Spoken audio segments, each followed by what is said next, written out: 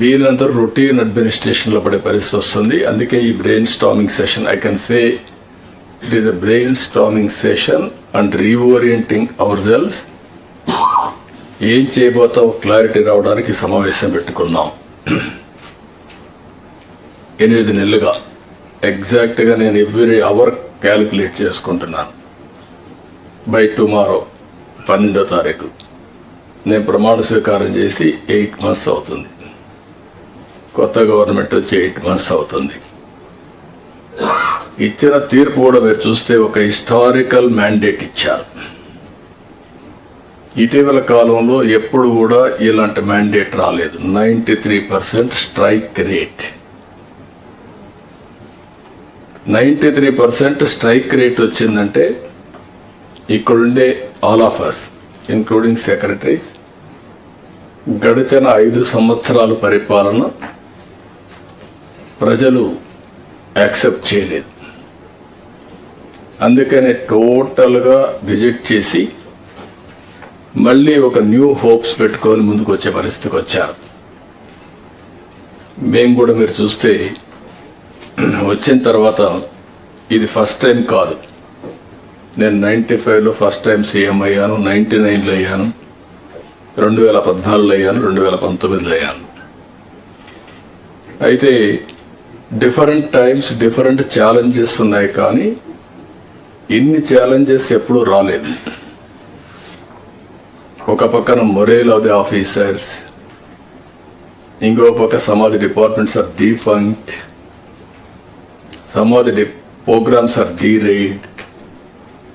Government of India నుంచి మనం గుర్తుపెట్టుకోవాల్సింది ఎప్పుడు కూడా సెంటర్ స్టేట్ రెండు కూడా 3 గవర్నమెంట్లు ఉంటాయి. Local self government, state government, central government.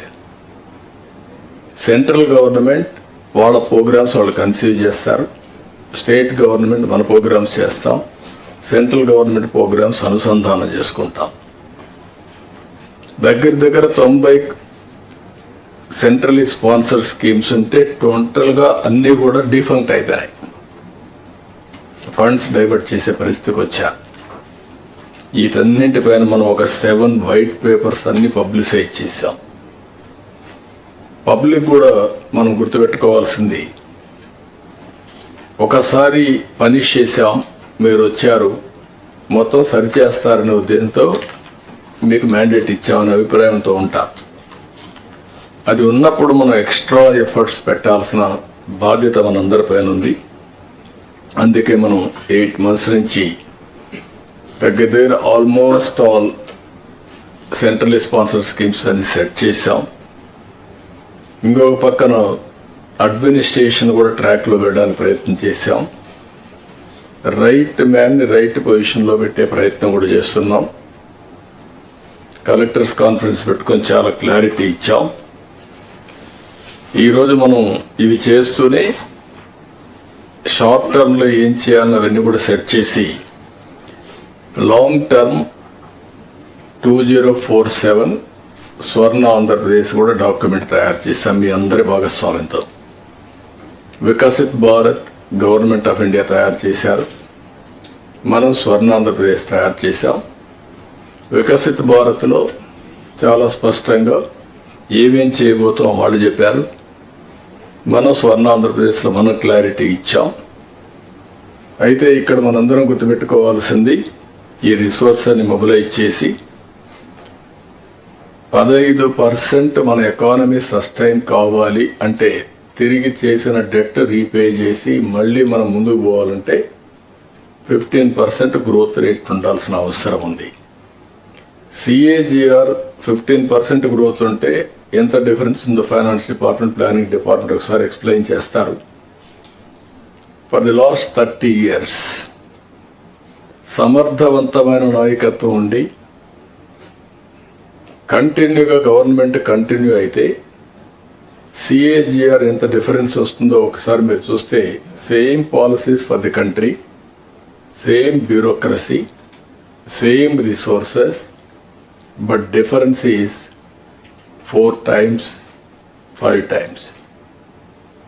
అంటే CAGRలో ఎంత డ్రాస్టిక్ చేంజ్ వస్తుందో ఒక స్లైడ్ మీరు చూస్తే మొన్న నేను చూపించాను. ఢిల్లీ ఎలక్షన్స్ వచ్చిన తర్వాత. ఆ రిజల్ట్స్ వచ్చిన తర్వాత చూపిస్తే గుజరాత్ హ్యాస్ గ్రోన్ 15 times. అదే west Bengal has grown 4 times. 95, 2024. అంటే గుజరాత్ కంటే వెస్ట్ బెంగాల్లో మెరుగైన రిసోర్సెస్ ఉన్నాయి. 95 కాదు, 97% ఫ్లడ్ వాటర్, గంగానది నీళ్లు. గుజరాత్లో నీళ్లు లేవు, మైక్రో ఇరిగేషన్ పోయే పరిస్థితికి వచ్చా. అలాంటివన్నీ ఎగ్జాంపుల్స్ ఉన్నాయి. అందుకని ఈసారి మనం టాప్ 10 ప్రిన్సిపల్స్ పెట్టుకున్నాం. అవి కూడా ఇప్పుడే సిఎస్ గారు చెప్పారు, నేను చెప్పడం లేదు. దీంట్లో కూడా 5 years ఒక angle, 1 year backward integration, clear cut targets. అదే సమయంలో 20 years ఎట్లా రియల్ ఇన్కమ్ కావడం. ఇందులో కూడా చూస్తే టెక్నాలజీ కూడా బాగా ఎఫెక్టివ్గా ఉపయోగించుకొని రాష్ట్రంలో ఉండే ప్రతి ఒక్క వ్యక్తికి భద్రత ఇవ్వాల్సిన బాధ్యత మనకుంది. దాని మీదనే మన పెన్షన్ కానీ ఏ కార్యక్రమం కానీ ఆలోచిస్తున్నాం. Family as a unit, minimum అవసరమైన house site, house, sustainable water, tap, gas, toilet, అదే మరి వీలైతే ఇంటి పైన కరెంట్ తయారు చేసుకోవడానికి సోలార్ ప్యానల్స్, ఇవన్నీ కూడా ఇండివిజువల్గా ఇవ్వడం. గ్రామంలో కూడా మనందరం కూడా ఆలోచించుకొని స్ట్రీట్ లైట్, రోడ్, డ్రైనేజ్, అదే మరిగా ఏదైతే garbage collection, circular economy integrate చేయడం, అల్టిమేట్గా wealthy, happy and healthy society create చేయడం మన ఆబ్జెక్టివ్గా మనం ముందుకు పోతున్నాం. ఒక పక్కన సాటిస్ఫాక్షన్, ఒక పక్కన ఇంకా యాంగ్జైటీ. ఈ 6 నెలల్లో మనం చేసిన పనుల వల్ల మీరు చూస్తే 8 నెలల్లో 12.94% గ్రోత్ రేట్ వచ్చింది. అంటే ఇది అడ్వాన్స్ ఎస్టిమేట్స్. అదే సమయంలో జరిగిన డిస్ట్రక్షన్ వల్ల ఇంకా రెవెన్యూస్ పెరగడం లేదు. ఈరోజు కూడా నేను చూస్తే ఒక సంవత్సరం ఇండస్ట్రియల్ గ్రోత్ రేట్ చూస్తే అన్ని స్టేట్స్ కాస్తో కూస్తో పాజిటివ్గా ఉన్నాయి. ఆంధ్రప్రదేశ్ 2.94 మైనస్, అంటే ఉండే యూనిట్లు కూడా క్లోజ్ అయినాయి. దీనివల్ల ఆటోమేటిక్గా చాలా సమస్యలు వచ్చే పరిస్థితి వస్తుంది. అవన్నీ కూడా ఓవర్కమ్ కావాల్సిన బాధ్యత మన మీద ఉంది. అందుకే నేను మిమ్మల్ని అందరినీ కోరుతున్నా, ఇంతవరకు మనం ఎఫర్ట్ పెట్టాం, ట్రాక్లో పెట్టే ప్రయత్నం చేశాం. అయితే ఇంకా స్పీడ్ పెంచాల్సిన అవసరం ఉంది. ప్రతి ఒక్క సమస్యని యాజ్ ఇట్ ఈజ్ మీరు ఆలోచిస్తే రొటీన్ సమాధానం వస్తుంది. అట్లా కాకుండా ఇన్నోవేటివ్గా ఆలోచించే పరిస్థితి రావాలి. ఇలాంటి సమావేశంలో మళ్ళీ మనందరం కలిసి కలెక్టివ్గా మేధోమథనం చేస్తే చాలా వరకు న్యూ ఐడియాస్ కూడా వస్తాయి.